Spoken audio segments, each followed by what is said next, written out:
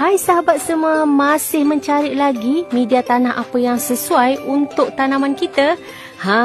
Inilah media Hormos. Media ringan, baik untuk tanaman. Mengelakkan dari pokok, senang busuk akar, pokok tak sihat, pokok tak subur, tanah yang terlampau lembek. Kita boleh pakai media tanah poros, baik untuk tanaman. Mengelakkan dari busuk akar, pokok tak sihat, akar membusuk, media tanah terlampau lembek. Tak boleh untuk tanaman, tak sihat untuk tanaman. Media poros untuk campuran tanah yang terlampau lembek, kita boleh campur dengan Hormos media tanah poros.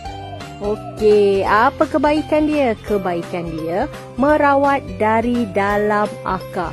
Tak payah susah-susah nak tukar tanah 3 bulan sekali. Pakai Hormos, kita tak perlu tukar tanah. Kalau kurang, just kita campur je dengan Hormos ini. Sebab lagi lama lagi bagus. Dia menjadi baja dekat pokok kita. Akar semakin sihat. Apa nak tunggu lagi? Kalau nak pokok sihat, nak subur,